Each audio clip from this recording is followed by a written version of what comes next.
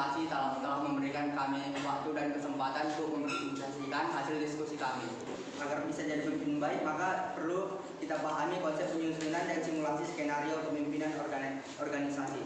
Dan untuk agar kita bisa belajar bersama-sama mengenai materi tersebut, maka kelompok kami akan mempresentasikan hasil diskusi kami terkait dengan materi tersebut. Sebelumnya kami akan memperkenalkan diri kami.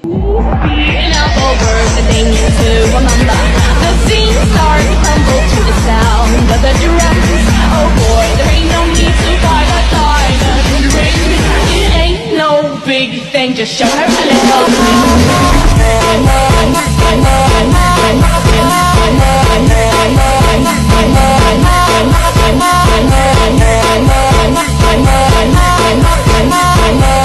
Baiklah, saya akan menjelaskan materi yang pertama, yaitu tentang pengertian organisasi dan kepemimpinan.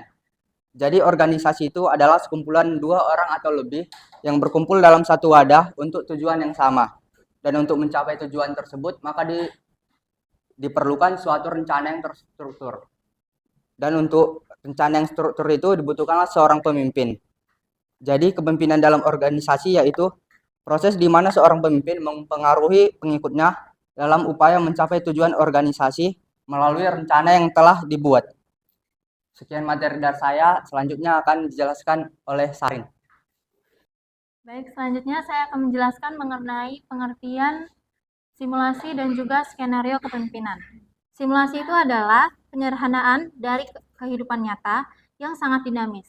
Dinamis di sini maksudnya penuh persaingan dan juga tantangan yang dapat saya gambarkan melalui sebuah pertempuran, di mana yang kita ketahui sebuah pertempuran itu akan ada menang dan juga kalah.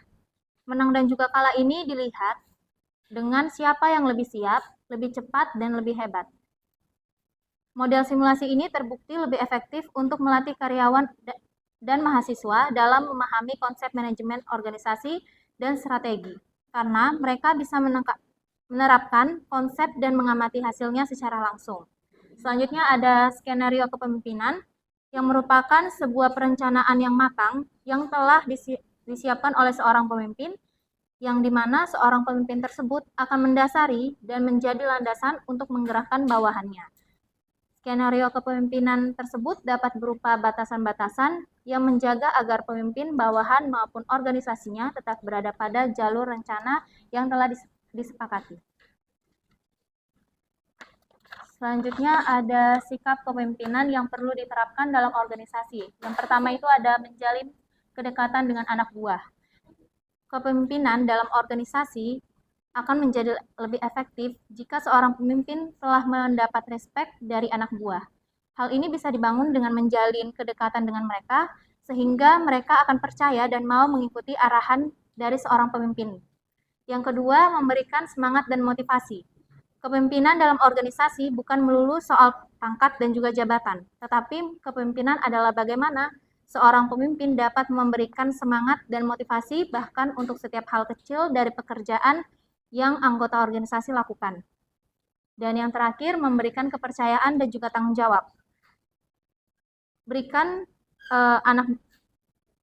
anggota organisasi Anda kepercayaan dan juga tanggung jawab yang lebih dalam melakukan tugas mereka. Seperti terjadi hal yang tidak sejalan, seorang pemimpin sebaiknya tidak langsung menghakimi, melainkan memberikan feedback agar kedepannya mereka tidak takut salah dalam mengambil sebuah keputusan. Selanjutnya terdapat 3 teori kepemimpinan. Yang pertama ada teori kepemimpinan genetis. Teori ini adalah salah satu teori kepemimpinan penunjang tujuan, yaitu teori kepemimpinan genetis. Yang kita tahu bahwa genetis merupakan bawaan dari sejak kecil. Cytogenetics adalah gabungan antara histologi atau studi tentang sel dan genetika yang berusaha menjelaskan hubungan antara kejadian-kejadian di dalam sel, khususnya kromosom dengan fenomena genetis. Lalu yang kedua, teori kepemimpinan sosial. Teori ini sering kita jumpai dengan istilah teori kepemimpinan situasional, yang terdapat 4 gaya inti yang berkaitan satu sama lainnya, yaitu telling, selling, participating, dan delegating. Selanjutnya ada teori ekologis. Teori ini menyatakan bahwa bagaimana seseorang pemimpin berperilaku mengaktifkan dan mengefektifkan kepemimpinan daripada menentukan sifat. Sekian materi dari saya. Terima kasih. Baiklah, kami telah selesai membacakan materi dari kami. Karena di dunia ini tidak ada yang sempurna termasuk presentasi kami, maka kami membutuhkan kritik dan saran dari kelompok pembanding. Oke, baik. Perkenalkan, saya Tina Angelia. Saya perwakilan dari kelompok 4. Di sini saya akan mewakili kelompok saya membanding kelompok 10.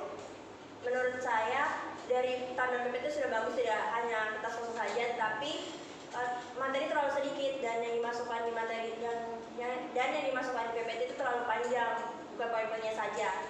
Dan kalian itu terlalu fokus untuk membaca makalannya, bukan fokus ke kami gitu. Itu menurut saya. Semoga bisa memberi saran yang baik untuk kalian ke depannya. Saya akhiri. Terima kasih.